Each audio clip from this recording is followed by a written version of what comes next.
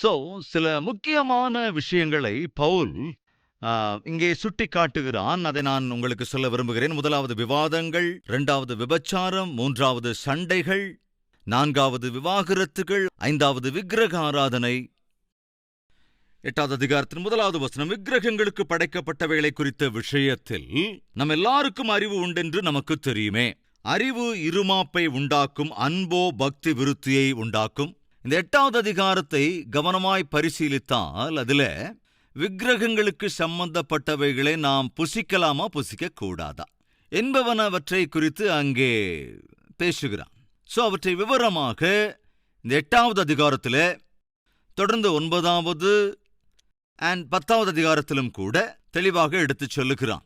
கவனிங்க, 10வது அதிகாரத்தினுடைய 16வது வசனம், நாம் ஆசீர்வதிக்கிற ஆசீர்வாதத்தின் பாத்திரம் கிறிஸ்துவனுடைய இரத்தத்தின் ஐக்கியமாய் இருக்கிறது அல்லவா. கவனிங்க, நாம் பிட்கிற அப்பம் கிறிஸ்துவனுடைய சரீரத்தின் ஐக்கியமாய் இருக்கிறது அல்லவா.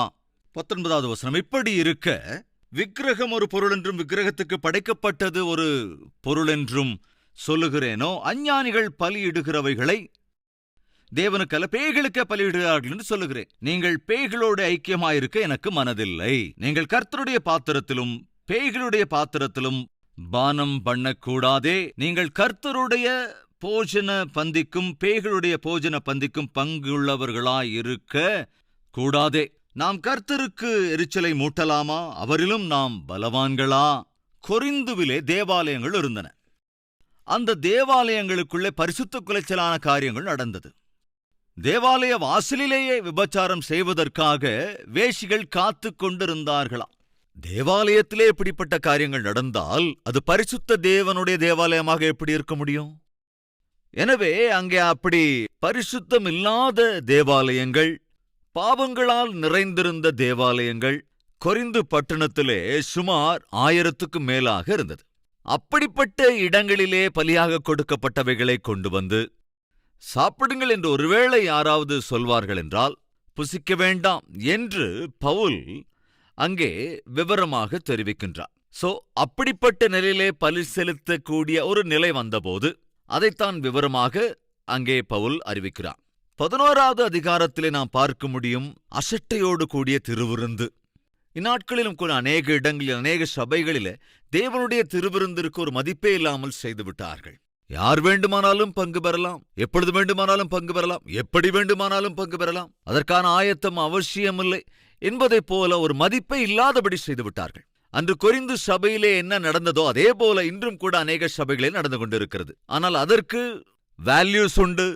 சில மதிப்போடு கூடத்தான் அதை நாம் ஆசரிக்க வேண்டும் என்பதை அறிவிக்கத்தான் இந்த 11வது அதிகாரத்தில் எழுதியிருக்கிறான் பவுல். என்ன எழுதியிருக்கிறான் வாசிக்கலாம். 23வது வசனம், நான் உங்களுக்கு ஒப்புவித்ததை கர்த்தரிடத்தில் பெற்றுக்கொண்டேன். என்னவெனில், கர்த்தராகிய இயேசு தாம் காட்டிக் கொடுக்கப்பட்ட அன்று ராத்திரியிலே அப்பத்தை எடுத்து ஸ்தோத்திரம் பண்ணி அதை பிட்டு, நீங்கள் வாங்கி புசியுங்கள், இது உங்களுக்காக பிற்கப்படுகிற என்னுடைய சரீரமாயிருக்கிறது, என்னை நினைவு கூறும்படி இதை செய்யுங்கள் என்றார். போஜனம் பண்ணின பின்பு அவர் அந்தப்படியே பாத்திரத்தையும் எடுத்து, இந்த பாத்திரம் என் இரத்தத்தினாலாகிய புதிய உடன்படிக்கையாய் இருக்கிறது, நீங்கள் இதை பானம் பண்ணும் போதெல்லாம் என்னை நினைவு கூறும்படி இதை செய்யுங்கள் என்றார். ஆகையால் நீங்கள் இந்த அப்பத்தை புசித்து இந்த பாத்திரத்தில் பானம் பண்ணும் போதெல்லாம் கர்த்தர் வருமளவும் அவருடைய மரணத்தை தெரிவிக்கிறீர்கள். இப்படி இருக்க எவன் அபாத்திரமாய் கர்த்தருடைய அப்பத்தை புசித்து அவருடைய பாத்திரத்தில் பானம் பண்ணுகிறானோ அவன் கர்த்தருடைய சரீரத்தையும் இரத்தத்தையும் குறித்து குற்றமுள்ளவனாயிருப்பான். கவனிங்க, எந்த மனுஷனும் தன்னைத்தானே சோதித்தறிந்து இந்த அப்பத்தில் புசித்து இந்த பாத்திரத்தில் பானம் பண்ண கடவன். அபாத்திரமாய் போஜனம் பண்ணுகிறவன் கர்த்தருடைய சரீரம் என்னதென்று நிதானித்து அறியாததினால் தனக்கு ஆக்கினை தீர்ப்பு வரும்படி போஜனம் பண்ணுகிறான். இது நிமித்தம் உங்களில் அநேகர் பலவீனரும் வியாதி உள்ளவர்களுமாயிருக்கிறார்கள், அநேகர் நித்திரையும் அடைந்திருக்கிறார்கள். நம்மை நாமே நிதானித்து அறிந்தால் நாம் நியாயம் தீர்க்கப்படோம். கர்த்தருடைய பந்தியிலே யார் வேண்டுமானாலும் எப்படி வேண்டுமானாலும் பங்கு பெறுகிறார்கள். அப்படி இஷ்டத்துக்கு பங்கு பெற்று அதற்கு ஒரு மதிப்பை இல்லாதபடி செய்துவிட்டார்கள். எனவே இப்படிப்பட்ட உயர்ந்த தேவனுடைய சபையிலே, உயர்வான ஆண்டவருடைய திருவிருந்திலே அதை அசட்டை செய்து எந்த மதிப்பும் கொடாமல் அவர்கள் பங்கு பெற்ற போது அதை சரி செய்து இந்த நிருபத்தை பவுல் எழுதியிருக்கிறான். சோ, அசட்டையோடே கூட ஆண்டவருடைய பந்தியிலே பங்கு பெற்றார்கள் என்பதினால். 12வது அதிகாரம், 13ஆம் அதிகாரம், 14வது அதிகாரத்தை கவனமாய் பார்ப்போம் என்றால், இங்கே வரங்களை குறித்து எழுதப்பட்டிருக்கிறது. பரிசுத்த ஆவியின் வரங்கள், கிருபை வரங்கள், இதை பற்றி எழுதப்பட்டிருக்கிறது. சோ இந்த 7வது பிரச்சனை என்னன்னா, இந்த வரங்களின் விஷயத்திலே குழப்பம். இந்த நாட்களிலும் கூட இந்த வரங்கள் விஷயத்திலே அநேக குழப்பங்கள் அநேக சபைகளிலே இருக்கிறது. பரிசுத்த ஆவியானவருடைய விஷயத்திலே அநேக குழப்பங்கள் இருக்கிறது. நான் புரிந்து கொண்டது என்னவென்றால், பரிசுத்த ஆவியை குறித்து சரியான புரிதல் இல்லாதவர்கள்தான் அதிகமாக அதை பற்றி பேசுகிறார்கள். இதை நான் கவனிச்சதை சொல்றேன். இந்த நேரமும் பரிசுத்தாவி பரிசுத்தாவி பரிசுத்தாவி பரிசுத்தாவி பரிசுத்தாவி பரிசுத்தாவி பரிசுத்தாவி. கொஞ்சம் பொறுங்க, இந்த நிருபங்கள் எல்லாத்தையும் படிச்சு பாருங்க. அவங்க எப்ப பார்த்தாலும் பரிசுத்தாவி பரிசுத்தாவி பரிசுத்தாவின்னு சொன்னாங்களா? பார்க்கவே முடியாதுங்க. அதை பரிசுத்த ஆவியை குறித்த சரியான புரிதல் இல்லாமல், வேதத்தின் அடிப்படையிலே அதை சரியான விதத்திலே புரிந்து கொள்ளாமல் பிரசங்கம் பண்றவங்களெல்லாம் நான் பார்க்கும்போது சில சமயத்தில் எனக்கு அப்படியே வேதனையா இருக்குங்க. அப்படியே ஏதோ சின்ன ஊழியக்காரங்களை பத்தி நான் சொல்லலைங்க. பெரிய பெரிய சபை இருக்கிறவங்க, அவர்களே பரிசுத்த ஆவியை குறித்த சரியான புரிதல் இல்லாமல் பிரசங்கம் செய்து கொண்டிருந்தால் அதை பார்க்கும்போது எவ்வளவு வேதனையா இருக்கும் தெரியுமா? டிவியை நான் உடனே ஆஃப் பண்ணிடுவேன். தப்பித்தவறி எப்பாவது டிவி ஆன் பண்ணும்போது பரிசுத்த ஆவியை குறித்து யாராவது ஊழியக்காரங்க பேசிக்கிட்டு இருந்தா, எனக்கு தெரிஞ்ச ஊழியக்காரர்கள் பரிசுத்த ஆவி குறித்து பேசும்போது டிவியை உடனே ஆஃப் பண்ணிடுவேன். கேட்கக்கூடாது. கேட்டா இவ்வளவு அப்பாவியா வேதத்தின் விஷயத்துல, இவ்வளவு அஞ்ஞானமா வேத வாக்கியத்தின் விஷயங்கள்ல? ஐயா, வேதம் என்ன சொல்லுது? வசனத்துல என்ன இருக்கு? நீங்க செய்யற போதனை என்ன? முழுமையாக வேதத்தை புரிந்து கொள்ளாமல் எப்படி போதிக்கிறது, எப்படி இப்படி பிரசங்கம் பண்றது என்றதை பார்த்து ஒரு விதமான துக்கம் ஏற்பட்டு விடுகிறது. அதனாலேயே நான் சில சமயங்கள்ல அதாவது சிலருடைய வேத வார்த்தைகளை மாத்திரம்தான், அதுவும் டைம் கிடைக்கும் போது நான் டிவியில பார்ப்பேன். எல்லாருடைய பிரசங்கத்தை கேட்கணும்னு, எல்லாருடைய பிரசங்கத்தையும் கேட்டு ஏதாவது புதிய பாடங்களை கத்துக்கலான்னு டிவியை ஆன் பண்ணி அவங்க பிரசங்கம் பண்ணிக்கிட்டு இருக்கும்போது அதை கேட்டுக்கிட்டே உட்காந்துருப்பேன். நல்ல செய்தியா இருந்தா எனக்கு ரொம்ப சந்தோஷமா இருக்கும். சில நேரங்களில் சின்னவங்க, அதாவது வாலிப பருவத்தில் இருக்கிறவங்க, ஊழியத்திற்கு சமீபத்தில் வந்தவங்களாங்க இருந்தா கூட அவங்க தெய்வ வார்த்தைகளை போதிக்கிற போது நேர்த்தியா இருந்ததுன்னா மனப்பூர்வமா நான் சந்தோஷப்படுவேன். மனப்பூர்வமா அவங்களுக்காக ஜெபிப்பேன். ஆண்டவரே, இந்த தம்பி ரொம்ப நல்லா பேசுறாரையா, இந்த அற்புதமான ஊழியம் செய்யும்படி. இன்னைக்கு மார்னிங் கூட யூடியூப்ல யாரோ ஒரு சகோதரன், அதுக்கு முன்னால் நான் வீடியோ அவரது பார்த்ததில்ல, ஆனா இன்னைக்கு தான் பார்த்தேன். அந்த தம்ப்நெயில்ல ஒரு படம் இருந்தது, ரொம்ப சின்ன, அதாவது வாலிபர் தான். உடனே அவருக்காக ஜெபிச்சேன். ஆண்டவரே, இளம் பிராயத்தில் இருக்கிற ஊழியக்காரன், உடைய வார்த்தைகளை அறிவிப்பதற்காக நீர் தெரிந்து கொண்டிருக்கிறீர். இந்த வாலிபரை வல்லமையா பயன்படுத்துங்க ஆண்டவரே. அவர் யாருன்னு எனக்கு தெரியாது.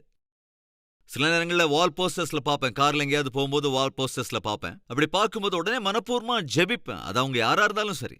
ஆண்டவரே, இந்த பட்டணத்துல இந்த இடத்துல மீட்டிங்கா, இவர் வர்றாராம், அந்த ஊழியக்காரர் மூலமா அநேக ஆத்துமாக்கள் ரட்சிக்கும்படி அவரை வல்லமையா பயன்படுத்துங்க ஆண்டவரே. சோ இப்படி ஜெபிப்பது என்பது என்னோட வாழ்க்கையில ஒரு பழக்கம். எதற்காக இந்த விஷயத்தை உங்களோடு பகிர்ந்து கொள்கிறேன் என்றால், சிலர் தேவ வார்த்தையை, பரிசுத்த ஆவியை குறித்த வார்த்தையை தவறாக சொல்லும் போது அதை பார்த்து கேட்க ரொம்ப வேதனையா இருக்கும் எனக்கு. யாரையும் சுட்டி காட்ட வேண்டும் என்று நான் சொல்லவில்லை. சதீஷ்குமாரோட பிரசங்கம் தான் கரெக்டான பிரசங்கம் என்று ஒரு காலம் நான் சொல்லவில்லை. நான் பகிர்ந்து கொள்கிற தேவ செய்தி வேதத்தின் அடிப்படையானதா இல்லையா என்பதை நீங்கள் வேதத்தை வாசித்து அதன் அடிப்படையிலே புரிந்து கொள்ள நான் வேண்டிக் கொள்கிறேன். உள்ளதை உள்ளபடி பிரசங்கிக்க வேண்டுமென்றால் பரிசுத்த ஆவியானவருடைய உதவி கட்டாயம் தேவை. வேதத்தில் இருக்கிறது. முதலாவது என்ன இருக்கிறது? எப்படியெனில், ஒருவனுக்கு ஆவியினாலே ஞானத்தை போதிக்கும் வசனமும், வேறொருவனுக்கு அந்த ஆவியினாலேயே அறிவை உணர்த்தும் வசனமும், வேறொருவனுக்கு அந்த ஆவியினாலேயே விசுவாசமும், வேறொருவனுக்கு அந்த ஆவியினாலேயே குணமாக்கும் வரங்களும், வேறொருவனுக்கு அற்புதங்களை செய்யும் சக்தியும், வேறொருவனுக்கு தீர்க்க தரிசனம் உரைத்தலும், வேறொருவனுக்கு ஆவிகளை பகுத்தறிதலும், வேறொருவனுக்கு பற்பல பாஷைகளை பேசுதலும், வேறொருவனுக்கு பாஷைகளை வியாக்கியானம் பண்ணுதலும் அளிக்கப்படுகிறது. கவனிங்க, எது முதலாவது சொல்லப்பட்டிருக்கு? ஒரு முறை பார்க்கறீங்களா? குணமாக்குதலா அல்லது பாஷையா அல்லது வசனமா? பைபிள்ல நம்ம பைபிள் என்னங்க இருக்கு? வசனம். கடைசியாக சொல்லப்பட்டிருப்பதுதான் பாஷை. ரிவர்ஸ் பண்ணிட்டாங்க இன்னைக்கு சில பேரு, அதுவும் பெரிய பெரிய ஊழியக்காரங்க. வசனத்தை காட்டிலும் அந்நிய பாஷை. நான் வழக்கமா போய்கிட்டு இருந்த சர்ச்சோட அந்த பாஸ்டர், நான் தேவனுக்காக வைராக்கியமாய் நிற்க வேண்டும் என்று ஆசைப்பட்ட போது அவர் ஒரு விஷயத்தை சொன்னார். என்ன தெரியுமா? சதீஷ்குமார், ஒருவேளை நீ ஊழியத்துக்கு போகணும்னு ஆசை இருந்தா உனக்கு பரிசுத்த ஆவி வேணும். ஓகே பாஸ்டர், பரிசுத்த ஆவியானவர் உனக்குள் இருக்கிறாரா இல்லையான்னு தெரிஞ்சுக்க நீ அந்நிய பாஷையில பேசணும். அப்படி பாஷை பேசலன்னா உனக்குள்ள பரிசுத்த ஆவி இல்லைன்னு தான் அர்த்தம் அப்படின்னு திட்டவட்டமா என்கிட்ட சொல்லிட்டாரு. அப்போ 17-18 வயசுங்க எனக்கு. சோ இப்ப நான் என்ன செய்யறது? நீ தனியா உட்கார்ந்துகிட்டு இருக்கும்போது உன் வாயில என்ன வார்த்தை வருதோ அந்த வார்த்தை அப்படியே பேசிடு. ஆட்டோமேட்டிக்கா உனக்கு அந்நிய பாஷை வந்துடும். அப்படியே செய்யறேன் பாஸ்டர். நீங்க நம்புங்க, தேவனுக்காக வாழ வேண்டும், அவருக்கு சாட்சியாக வாழ வேண்டும், ஊழியம் பண்ணணும். அப்படி ஊழியம் பண்ணணும்னா கட்டாயம் நான் அந்நிய பாஷை பேசி ஆகணுமா? இல்லைன்னா எனக்கு பரிசுத்த ஆவி இல்லைன்னு ஆயிடுமா? அப்படின்னு நான் ஒரு ஸ்டூடெண்டா ஃபர்ஸ்ட் ஃப்ளோர்ஸ் போறதுக்கு படிக்கட்டு இருக்குல்ல, அந்த படிக்கட்டுக்கு கீழே அந்த கீழே ஒரு இடம் இருக்கு தெரியுமா, ஸ்டோர் ரூம் மாதிரி. அந்த இடத்துல cricket bat, bats, volleyball, football, basketball, அந்த நெட்ஸு இவைகளெல்லாம் இருக்கிற ஒரு சின்ன ரூம் அது. யாருக்கும் தெரியாம எல்லாரும் தூங்குனதுக்கு அப்புறம் மெதுவா போய் அந்த ஸ்டெப்பு கடியில போய் அந்த ரூமுக்குள்ள போய் உள்ள போய் கதவை போட்டிக்குவேன். ஐயோ என் அன்பு சகோதர சகோதரிகளே, என் வாயில என்னென்ன வார்த்தைகள் வருதோ அந்த வார்த்தைகள் அப்படியே ஒப்புவிச்சுக்கிட்டே இருப்பேன், அப்படியே முணங்கிக்கிட்டே இருப்பேன். தப்பி தவறி அந்த பக்கம் யாராவது வந்தாங்கன்னா அவங்க ஹார்ட் நின்னு போயிடும். ஏன்னா அது தமிழும் இல்ல, இங்கிலீஷும் இல்ல, மலையாளமும் இல்ல, தெலுங்கும் இல்ல. வாயில என்ன வார்த்தை வருதோ அந்த வார்த்தையை அப்படியே பேசிக்கிட்டே இருக்க வேண்டியது. அப்படியே எத்தனை ராத்திரிகளை நான் கழிச்சிருப்பேன் தெரியுங்களா? எதுக்காக? அந்நிய பாஷை பேசணுங்கிறதுக்காக. என்னுடைய கேள்வி, வரம் என்பது கேட்டதால கிடைக்கிறதா கேட்காமையே கொடுக்கப்படுறதா? சொல்லுங்களேன். வரம் என்பது தேவனிடத்தில் கேட்காமலே அவர் தருவதுங்க. எனக்கு என்ன வரம் தேவையோ, என்ன வரத்தை எனக்கு தந்து தம்முடைய ஊழியத்தை நிறைவேற்ற வேண்டும் என்பது நிர்ணயிக்க வேண்டியது நான் இல்ல, நிர்ணயிக்க வேண்டியது தேவன். அந்த தேவன் என்னோடு கூட பேசினார். மகனே, உனக்கு பாஷையில பேசுற வரத்தை நான் உனக்கு கொடுக்கலையா? ஆனால் தீர்க்க தரிசனமாக வார்த்தைகளை போதிக்கிற வரத்தை உனக்கு தருகிறேன். நீ பேசுகிற போது அதை கேட்கிறவர்கள் புரிந்து கொள்வார்கள் தேவன்தான் என்னோடு பேசுகிறார் என்பதை. நீ பேசுகிற போது அதை கேட்கிறவர்களுக்கு புரிந்துவிடும் என் வாழ்க்கையிலே நான் செய்கிற எல்லா பாவங்களையும் அவர் வெளிப்படுத்துகிறார் என்று. நீ பேசும்போது அது கேட்கிறவர்களுக்கு புரிந்துவிடும் என்னுடைய வாழ்க்கையிலே, என்னுடைய குடும்பத்திலே என்ன நடந்து கொண்டிருக்கிறதோ அதை கண்ணார கண்டது போல பேசுகிறார். எனவே இது சதீஷ்குமாருடைய வார்த்தைகள் அல்ல, தேவனுடைய வார்த்தைகள் என்று புரிந்துவிடும். அந்த வார்த்தைகளைத்தான், தேவனுடைய வல்லமையுள்ள வார்த்தையைத்தான் நான் பகிர்கிறேன். இந்த நாளிலே இந்த ஊழியத்திற்கு அடிப்படை அதுதானே. கல்வரி டெம்பிளுக்கு ஒரு குடிகாரனா வந்தேன், கல்வரி டெம்பிளுக்கு ஒரு ஊதாரியா வந்தேன், கல்வரி டெம்பிளுக்கு வரும்போது ஏமாற்றுக்காரனா வந்தேன். வந்ததுக்கு அப்புறம் வந்த அந்த நாளிலேயே தேவன் என்னோடு கூட பேசினார், என்னுடைய எல்லாவற்றையும் வெளிப்படுத்தி விட்டார். அதைத்தானே சமாரியா ஸ்திரீம் என்று சொன்னாள். ஊருக்குள்ள ஓடிப்போய் என்னுடைய வாழ்க்கையை அப்படியே வெளிப்படுத்தி காட்டிவிட்டார் மேசியா என்று சொன்னாள் அல்லவா? எஸ், பரிசுத்த ஆவியானவர் என்ன செய்வார் என்றால் உன்னுடைய முழு வாழ்க்கையையும் வெளிப்படுத்தி விடுவார். ஆண்டவராகிய இயேசு கிறிஸ்து அதைத்தானே சொல்லுகிறார், நான் போய் பரிசுத்த ஆவியை உங்களிடத்திற்கு அனுப்புவேன், அவர் வந்து இந்த உலகத்தை குறித்தும் பாவங்களை குறித்தும் நீங்கள் உணர்ந்து அறிக்கையிடும்படி செய்வார். நீ செய்த பாவங்களை எல்லாம் நீ அறிக்கையிடும்படி செய்வதுதான் பரிசுத்த ஆவியானவருடைய கிரியை. இன்று கல்வாரி டெம்பிளிலோ அல்லது வேறெங்குமோ வேதத்தை போதிக்கிற போது தேவன் என்ன செய்கிறார்? பாவத்திலே ஜீவித்துக் கொண்டிருந்தவர்கள் தாங்கள் செய்த பாவத்தை அறிக்கை செய்கிறார்கள், மனஸ்தாபப்படுகிறார்கள், ரட்சிக்கப்படுகிறார்கள். எத்தனை சாட்சியை நாம் பார்த்திருக்கிறோம். பெனிஹின் அவர்கள் சுகமாக்கும் ஊழியத்தை செய்கிற ஹீலிங் மினிஸ்ட்ரியை செய்து கொண்டிருக்கிற பெனிஹின் என்ன சொன்னார் என்றால், அவர் கொடுத்த ஒரு ஸ்டேட்மெண்ட் என்ன தெரியுங்களா? குணமாகிறத பாக்குறீங்க, ஆச்சரிய காரியங்களை நீங்க பாக்குறீங்க, ஆனா கவனிங்க, சுஸ்தமாகுதலை காட்டிலும் இந்த அற்புத ஆச்சரிய காரியங்களை காட்டிலும் அதிக மேன்மையானது ஒரு பாவி பரிசுத்தமானாய் மனம் திரும்பி ரட்சிக்கப்படுவதுதான். அதுதான் எல்லாவற்றை காட்டிலும் வல்லமையுள்ள மிகப்பெரிய அற்புதம். சோ அதுதானே நாம் பார்க்கிறோம் கால்வரி டெம்பிள். அதுதானே இன்னைக்கு நடக்குது தேவ வார்த்தைகள் மூலமாக. இங்க அதுதானே தொடர்ந்து நடந்துகிட்டு இருக்கு. எனவேதான் நான் சொல்லுகிறேன், அதே சமயத்துல எல்லாருமா அந்நிய பாஷை பேசுகிறாங்க. யாராவது வந்து உங்ககிட்ட நீங்க அந்நிய பாஷை பேச மாட்டீங்களா? இல்லைங்க, அப்பா பரிசுத்தாவி உங்ககிட்ட இல்ல என்று யாராவது உங்ககிட்ட சொன்னா திரும்ப திரும்ப திரும்ப நான் சொல்றேன், அவங்க அறியாமையில சொல்றாங்க. அவங்களுக்கு பைபிள் தெரியாது. வேதத்துல என்ன இருக்கு பார்க்கலாம். குழப்பங்கள், கொரிந்து சபையிலே இருந்த குழப்பங்கள் இதோ இவைகள்தான். என்னது? 12வது அதிகாரம் 27வது வசனம், நீங்களே கிறிஸ்துவின் சரீரமாயும் தனித்தனியே அவயவங்களாயும் இருக்கிறீர்கள். சபையிலே தேவனானவர் சபையிலே முதலாவது அப்போஸ்தலரையும் இரண்டாவது தீர்க்கதரிசிகளையும், தீர்க்கதரிசினா என்ன அர்த்தம்? குறி சொல்றவங்க இல்லங்க. தீர்க்கதரிசி என்றால் தனக்கு முன்பாக இருக்கிற ஜனங்கள் செய்கிற பாவத்தை சுட்டிக்காட்டி அதை கண்டித்து உணர்த்தி அந்த பாவத்திலிருந்து தேவனுடைய பட்சமாய் திருப்புகிறவன் தான் தீர்க்கதரிசி. தனக்கு முன்பாக இருக்கிற ஜனங்கள் செய்கிற பாவங்களினாலே அவர்களுக்கு வரப்போகிற சிக்ஷை என்னென்ன என்பதை அறிவிக்கிறவன் தான் தீர்க்கதரிசி. இன்று கால்வரி டெம்பிளுக்கு வரும்போது என்னங்க நடக்குது? நீ யாரோ எனக்கு தெரியாமல் இருக்கலாம், நீ எப்படிப்பட்ட வாழ்க்கை வாழ்றியோ அது எனக்கு தெரியாமல் இருக்கலாம், நீ எப்பேற்பட்ட பாவங்களை செய்து கொண்டிருக்கிறாயோ அது எனக்கு தெரியாது. ஆனால் கால்வரி டெம்பிளுக்கு வரும்போது அல்லது இந்த செய்திகளை கேட்கிற போது சிலர் என்ன சொல்லுகிறீர்கள்? நான் செய்த தப்பை குறித்தே பேசுகிறீர்கள், நான் செய்த பாவங்களை குறித்து சுட்டிக்காட்டுகிறீர்கள், என் வாழ்க்கையில் என்ன நடந்து கொண்டிருக்கிறதோ அதை குறித்தே தெளிவாய் சொல்லுகிறீர்கள். பாவமாக இருக்கலாம் அல்லது வேறொரு காரியமாக இருக்கலாம், வாழ்க்கையில் எதிர்கொள்கிற பிரச்சனையா இருக்கலாம், இருக்கிற சூழ்நிலையாக இருக்கலாம். எத்தனை பேர் உங்கள் வாழ்க்கையில என்னைக்கு நான் டிவி முன்னால உட்கார்ந்தனோ அன்னைக்கு தேவன் என் வாழ்க்கையில் என்ன நடந்து கொண்டிருக்கிறதோ அவைகளை தேவன் சதீஷ்குமார் மூலமாக வெளிப்படுத்தியதை அனுபவபூர்வமாக நாங்கள் உணர்ந்திருக்கிறோம். எத்தனையோ லட்சக்கணக்கானோர் இந்த சாட்சியை சொல்கிறார்களா இல்லையா? எப்படி சாத்தியம்? வேதம் தெளிவாய் சொல்லுகிறது, சிலரை தீர்க்கதரிசிகளாய் தேவன் தெரிந்து கொண்டிருக்கின்றார். வாசிக்கலாம். 3வது போதகர்களையும் மறுபடியும் சொல்ல விரும்புகிறேன்.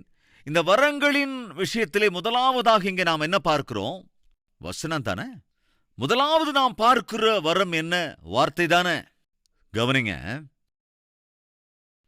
அப்போஸ்தலரையும் 2வது தீர்க்கதரிசிகளையும் 3வது போதகர்களையும் பின்பு அற்புதங்களையும் பின்பு குணமாக்கும் வரங்களையும் ஊழியங்களையும் ஆளுகைகளையும் பலவித பாஷைகளையும் ஏற்படுத்தினார். நல்லா கவனிங்க. இது எல்லாரையுமா அல்லது சிலரையா? எல்லோரும் பாஷையிலே பேசுவார்கள், எல்லோருமே பிரசங்கம் பண்ணுவார்கள், எல்லோரும் குணமாக்குவார்கள், எல்லோரும் ஊழியம் பண்ணுவார்கள். அப்படியாங்க? இல்ல, சிலர் தான். அதைத்தான் நான் சொல்ல வரேன். யாராவது ஒருவேளை சதீஷ்குமார் அந்நிய பாஷை பேசாததுனால பரிசுத்த ஆவியானவர் அவர்கிட்ட இல்லைன்னா அவங்களை என்ன சொல்ல முடியும்? அறியாமை வேதத்திலே இருக்குங்க. வேதம் என்ன சொல்லுகிறது? எல்லோரும் இல்ல, சிலர் பேசுவாங்க. ஆனா நான் என் சின்ன வயசுல போன பாஸ்டர்கிட்ட என்ன சொன்னாரு? நீ அந்நிய பாஷை பேசலன்னா பரிசுத்த ஆவியானவர் உங்ககிட்ட இல்லைன்னு அர்த்தம் அப்படின்னு திட்டோட்டம் சொல்லிட்டாருங்க. ஒரு ஸ்டூடெண்டா இருந்தப்போ அப்படி அந்நிய பாஷை பேசணும்னு சொல்லி எவ்வளவு தவிச்சேன் தெரியுங்களா? ஒருவேளை அந்த சின்ன ரூமுக்குள்ள காத்து இல்லாம உஷ்ணமாகி அப்படியே வேர்த்து கொட்டி சரீரம் ஃபுல்லா அப்படியே நனைஞ்சதுக்கு அப்புறம் நேரா பாத்ரூமுக்கு போவேன். எல்லாரும் தூங்குனதுக்கு அப்புறம் பாத்ரூமை ஃபுல்லா நல்லா கழுவிட்டு கிளீன் பண்ணிட்டு பாத்ரூம்லயே முழங்கால் படியிட்டு வாயில என்னென்ன வார்த்தை வருதோ அது எல்லாத்தையும் பேசிக்கிட்டே இருப்பேன். ஏன்னா பாஸ்டர்கிட்ட திட்டவட்டமா சொல்லிட்டாருல, உன் வாயில என்ன வார்த்தை வருதோ அவட்ட பேசிக்கிட்டே இரு, ஆட்டோமேட்டிக்கா உனக்கு அந்நிய பாஷை வந்துடும். தயவு செஞ்சு கவனிங்க. நான் என்னுடைய முதலாவது அடியை நாவிக்குரிய வாழ்க்கையில அப்படி அடி எடுத்து வைத்தது அந்த சர்ச்சில் தான். ஸோ முதல் போதனையை கேட்டதும் அந்த பாஸ்டருடைய போதனைகளை தான். என்னுடைய முதல் அனுபவமே அந்த சபையினுடைய அனுபவம் தான். அதற்காக நான் போன அந்த சபையில தேவ வார்த்தைகளை புரியாமல் அந்த பாஸ்டரையா கூட தனக்கு யாரோ போதித்த போதனைகளை பிரசங்கித்த போது நான் அதை வெறுக்கவே இல்லை, தப்பு சொல்லவே இல்லை. இன்னைக்கு கூட அவர்னா எனக்கு ரொம்ப இஷ்டம். இன்றும் கூட ஒவ்வொரு மாதமும் என்னால் என்ற உதவியை நான் செய்து கொண்டுதான் இருக்கிறேன். இது எப்பத்த விஷயம் தெரியுங்களா? 89, அதாவது ஏறக்குறைய 32 வருஷங்களுக்கு முன்னால எனக்கு ஞானஸ்நானம் கொடுத்த, எனக்கு மேய்ப்பனாக இருந்த அந்த ஊழியக்காரருக்கு இன்னைக்கும் என்னால என்ற உதவிகளை நான் செஞ்சுக்கிட்டு தான் இருக்கேன். காரணம் என்ன? நன்றி. அவருக்கு அன்று இருந்த அந்த ஞானத்தோடு கூட வேதத்தை அந்த விதத்திலே போதித்தார். ஆனா அதுக்காக நான் அவரை கண்டித்ததில்லை, குற்றம் சொன்னதும் இல்லை. அதற்கு பின்பு நானே வேதத்தை வாசித்து தியானித்த போது பரிசுத்த ஆவியானவர் எனக்கு புரிய வைத்த போது நான் புரிந்து கொண்டேன் வேதத்திலே எப்படி இருக்கிறது. ஆனால் அவர் அப்படி போதித்தார், அவருடைய புரிதல் அவ்வளவுதான் என்று நான் உணர்ந்து கொண்டேனே தவிர அவரை நிந்திக்க முயற்சி செய்ததில்லை அல்லது அவரை நான் விமர்சித்ததும் இல்லை. எனவே எந்த டினாமினேஷனையும் எந்த ஊழியக்காரரையும் நான் ஒரு காலம் விமர்சிக்க மாட்டேன், குற்றமும் சொல்ல முயற்சிக்கவும் மாட்டேன். சதீஷ்குமாருடைய போதனைகள் தான் உண்மையான வார்த்தைகள் என்று நீங்கள் ஒரு முடிவுக்கு வர வேண்டும் என்றும் நான் ஆசைப்பட்டது இல்லை. என்னுடைய ஆசை என்னவென்றால், நமக்கு தேவன் வேதாகமத்தை அருளியிருக்கிறார். அந்த வேதத்தை நாம் தியானித்தால் பரிசுத்த ஆவியானவர் நமக்கு அதை உணர்த்த சித்தமாக இருக்கிறார். அந்தந்த கொரிந்து சபையிலே ஏகப்பட்ட குழப்பங்கள் இருந்தன, அநேக சண்டைகள், அநேக தகராறுகள். அந்த பிரச்சனைகளில் ஒன்று, பரிசுத்த ஆவியின் விஷயங்களிலே அவர்களுக்கு சரியான புரிதல் இல்லை. நான் பெரிய ஆளுனா இல்ல, நான் தான் பெரிய ஆளுமாங்க. என்னுடைய வரம் தான் பெருசுனா இல்ல, என்னோட வரம் தான் பெருசுமாங்க. இப்படி பரிசுத்த ஆவியின் வரங்களை குறித்து அர்த்தம் பொருத்தமில்லாமல் அவர்கள் நடந்து கொண்டிருந்த போது ஒரு கட்டத்தில் தெளிவுபடுத்தினார். ஒரு அற்புதமான அதிகாரம் இருக்குங்க மத்தியில. 18வது அதிகாரம் பரிசுத்த ஆவியின் வரங்களை குறித்து தான், 14ஆம் அதிகாரமும் பரிசுத்த ஆவியின் வரங்களை குறித்து தான். ஆனா 13வது அதிகாரம் அப்பட்டமான உண்மை. அது அப்பட்டமான உண்மை என்னவென்றால், பரிசுத்த ஆவியின் வரங்களை காட்டிலும் பரிசுத்த ஆவியானவரின் கனிகள் தான் மேன்மையானவை. ஆவியின் வரங்களை காட்டிலும் ஆவியின் கனிகள் உயர்ந்தது தெரியப்படுத்துகிறான். எப்படி? வாசிக்கலாம் வாங்க. 13ஆம் அதிகாரம் 1 கொரிந்தியர் 13:1. நான் மனுஷர் பாஷைகளையும் தூதர் பாஷைகளையும் பேசினாலும், நான் மனுஷர் பாஷைகளையும் தூதர் பாஷைகளையும் பேசினாலும், தூதர் பாஷைகள் என்றால் அதுதான் அந்நிய பாஷை, அதை பேசினாலும் அன்பு எனக்கு இராவிட்டால் சத்தமிடுகிற வெண்கலம் போலவும் ஓசையிடுகிற கைத்தாளம் போலவும் இருப்பேன். நான் தீர்க்க தரிசன வரத்தை உடையவனாயிருந்து சகல ரகசியங்களையும் சகல அறிவையும் அறிந்தாலும், மலைகளை பேர்க்கத்தக்கதாக சகல விசுவாசம் உள்ளவனாயிருந்தாலும் அன்பு எனக்கு இராவிட்டால் நான் ஒன்றுமில்லை. போதிப்பது பரிசுத்த ஆவியின் வரம், விசுவாசித்தல் பரிசுத்த ஆவியின் வரம், பாஷைகளில் பேசுவது பரிசுத்த ஆவியின் வரம், உபகாரம் செய்வது கூட பரிசுத்த ஆவியின் வரம். எல்லாவற்றையும் மென்ஷன் பண்ணுகிறான். போதித்தாலும், அந்நிய பாஷைகளிலே பேசினாலும், தீர்க்க தரிசனம் உரைத்தாலும், என்னிடமுள்ள சமஸ்தத்தையும் நான் தானம் பண்ணினாலும், எனக்குள் அன்பு இராவிட்டால் நான் ஒன்றுமில்லை. வேஸ்ட். அன்பு ஆவிக்குரிய வரம் அல்ல, ஆவிக்குரிய கனி. அப்படின்னா நீயும் நானும் எதற்காக போராட வேண்டும் என்றால், ஆவிக்குரிய வரங்களுக்காக அல்ல, ஆவிக்குரிய கனிக்காக. கவனிங்க, ஒரு மனிதனுடைய வாழ்க்கையிலே ஆவிக்குரிய வரங்கள் இருக்கும் என்றால் அந்த மனிதனுடைய வாழ்க்கையில ஆவிக்குரிய கனிகள் கட்டாயம் இருக்கும். ஆவிக்குரிய கனிகள் என்னவென்றால் அன்பு, சந்தோஷம், சமாதானம், நீடிய பொறுமை, தயவு, நற்குணம், விசுவாசம், சாந்தம், இச்சையடக்கம், இவையெல்லாமே. ஆனால் இன்றைக்கு இவைகளெல்லாம் புறந்தள்ளிவிட்டு எப்ப பார்த்தாலும் பரிசுத்த ஆவி ஆவி ஆவி ஆவின்னு என்ன அர்த்தம்? அன்பு இல்லாமல், சந்தோஷம் இல்லாமல், சமாதானம் இல்லாமல், பொறுமை இல்லாமல், சாந்தம் இல்லாமல், நற்குணம் இல்லாமல், விசுவாசம் இல்லாமல், தயவு இல்லாமல், இச்சையடக்கம் இல்லாமல், என்னங்க அது ஆவி ஆவி ஆவின்னுட்டு இருந்தா? நான் சொன்னல, ஒரு முறை ஒரு சகோதரன் என்னிடத்துல வந்து, அண்ணா என்னுடைய மனைவிக்காக கொஞ்சம் ஜெபம் பண்ணுங்க அப்படின்னா. சரிப்பா, எதுக்காக ஜெபம் பண்ணணும்னு கேட்டேன். எப்ப பார்த்தாலும் ஜெபங்க, எப்ப பார்த்தாலும் ஊழியம், எப்ப பார்த்தாலும் அந்நிய பாஷையிலே பேசிக்கிட்டு இருக்கிறா. அப்போ எப்ப பார்த்தாலும் ஊழியம் பண்ணிக்கிட்டு, எப்ப பார்த்தாலும் அந்நிய பாஷை பேசிக்கிட்டு, எப்ப பார்த்தாலும் ஜெபம் பண்ணிக்கிட்டு இருக்கிற மனைவியுடைய மாற்றத்துக்காக ஜெபம் பண்ண சொல்றியே, எதுக்கு? யாருக்கு வேணுங்க அந்த பாஷை? யாருக்கு வேணும் அந்த ஊழியம்? யாருக்கு வேணுங்க ஜெபம்? வீட்டுக்குள்ள வந்தா ஒரு டம்ளர் பச்சை தண்ணி கொடுக்க மாட்டேங்கிறா. வீட்டுக்குள்ள வந்தா ஒரு கிளாஸ் பச்சை தண்ணி கொடுக்கிற அந்த மனைவியினுடைய பொறுப்பை நிறைவேற்றாம இருக்கிற அவளுக்கு எதுக்காங்க இதெல்லாம் அப்படின்னு சொன்ன அந்த கணவர் என்ன ஆசைப்படுறாரு? அன்பு. அது அங்க இல்ல, வேற எல்லாமே இருக்கு. என்னென்னலாம் அதான் லிஸ்ட் போட்டேன்ல. அது அப்படிப்பட்டது பரிசுத்த ஆவியானவருடைய இல்ல இல்ல இல்ல.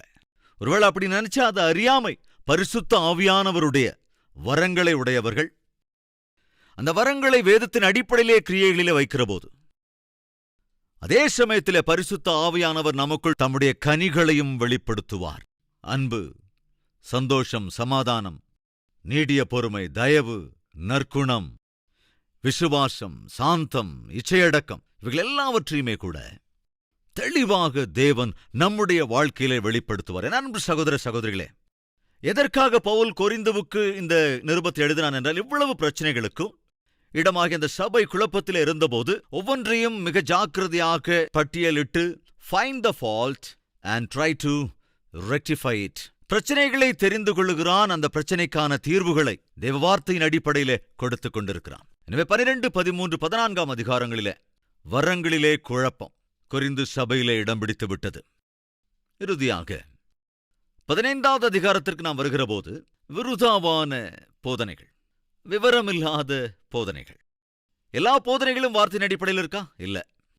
அதை எப்படி நாம தெரிஞ்சுக்க முடியும்? பெரேயா சபையோர் செய்ததை நாமும் செய்ய வேண்டும். சரி, அவர்கள் என்ன செய்தார்கள்? அப்போஸ்தலருடைய நடபடிகள் இன்று நாம் பார்த்துக் கொண்டிருக்கிறோம் அல்லவா, அல்லது நாம் தியானித்துக் கொண்டிருக்கின்றோம் அல்லவா.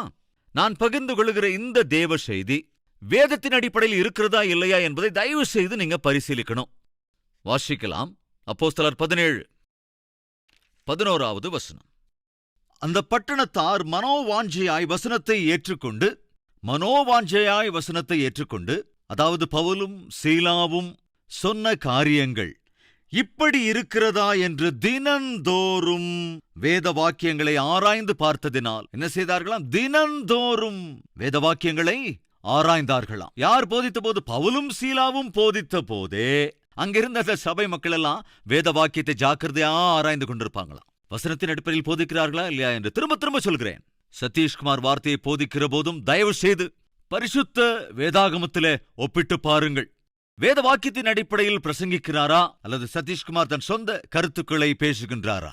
அன்பு சகோதர சகோதரிகளே, கடந்த 32 வருடங்களுக்கு மேலாக வேத வாக்கியத்தை போதித்துக் கொண்டிருக்கிறேன். எனக்கு இருக்கிற ஏக்கமெல்லாம் ஒன்றே ஒன்றுதான். எப்பொழுது வேதத்தை போதித்தாலும் கூடுமான வரைக்கும் பரிசுத்த ஆவியானவருடைய ஏவுதலோடு, அவருடைய உதவியோடு வேதவசனத்தை பரிசுத்த ஆவியானவர் என்ன நோக்கத்தோடு எழுதும்படி செய்திருக்கிறாரோ அதே நோக்கத்தை உங்களுக்கு தெரியப்படுத்த வேண்டும் என்பதுதான் என்னுடைய ஆசை.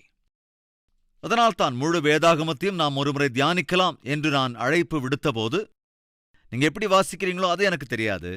நான் சில மணி நேரம் மட்டும்தான் படுத்து தூங்குகிறேன். மற்ற சமயம் எல்லாவற்றையும் வேத வாசிப்புக்கும் தியானத்திற்கும், அதாவது உங்களுக்கு பகிர்ந்து கொள்கிற செய்திக்காக வேதத்தின் அடிப்படையிலே புரிந்து கொள்கிற விதத்திலே புரிதலோடு கூட, உங்களுக்கு அதுக்கப்புறம் எந்த கொஸ்டினும் வரக்கூடாது. குறைந்திருக்கு எழுந்த நிருபம் எதற்காக எழுதப்பட்டதுன்னா ஈஸியா உங்களால சொல்ல முடியணும். எதுக்காக எழுதினார்னா, பாவம் அந்த கொரிந்து சபையில எவ்வளவோ கஷ்டப்பட்டு அதை உருவாக்கி, இன்னொரு சபைக்கு பவுல் போனப்போ இடையில எல்லா பிரச்சனைகளும் கொரிந்து சபைக்குள்ள வந்துருச்சு. என்னென்ன பிரச்சனையெல்லாம் அங்க உள்ள வந்ததுன்னா, விவாதங்கள், விபச்சாரங்கள், சண்டைகள், என்ன ஞாபகம் இருக்கா? விவாகரத்து, விக்கிரக ஆராதனை, அசட்டையுடனான திருவிருந்து, வரங்களின் விஷயத்திலே அநேக குழப்பங்கள், இவையெல்லாம் சபைக்குள் வந்து சபையை மூழ்கடித்துக் கொண்டிருந்தது. அப்படி என்னென்ன விஷயங்களிலே சபைக்குள்ளே தண்ணீர் வந்து மூழ்கடித்துக் கொண்டிருந்தது, அதாவது உலகம் என்று தண்ணீர் வந்து மூழ்கடித்தது, அதை பிளாக் பண்ணி தான் பிரயாசத்தோடு ஸ்தாபித்த அந்த சபையை மறுபடியும் சரிப்படுத்தி அதை தூக்கி நிறுத்த முயற்சி செய்து கொண்டிருக்கிறான். அந்த முயற்சியில்தான் கொரிந்தியருக்கு எழுதின 1வது நிருபத்தை எழுதினான். ரைட். இன்று கேட்ட செய்தி உண்மையில் உங்களுக்கு ஆசீர்வாதமாக இருந்திருக்கிறதா?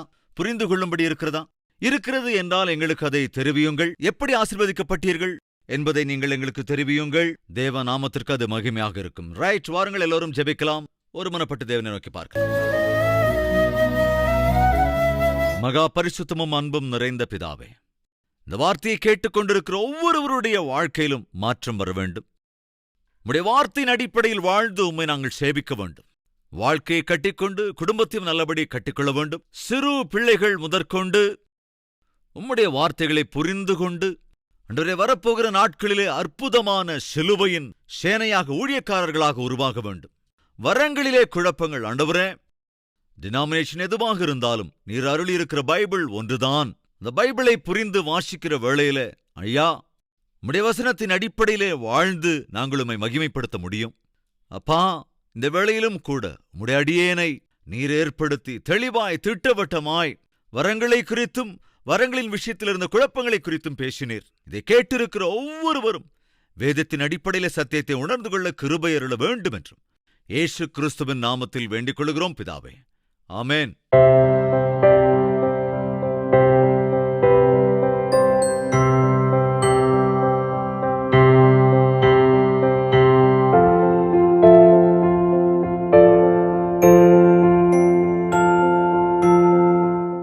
எங்கள் முகவரி: கல்வரி, தபால் பெட்டி எண் 30, குக்கட்பள்ளி, ஹைதராபாத் 72.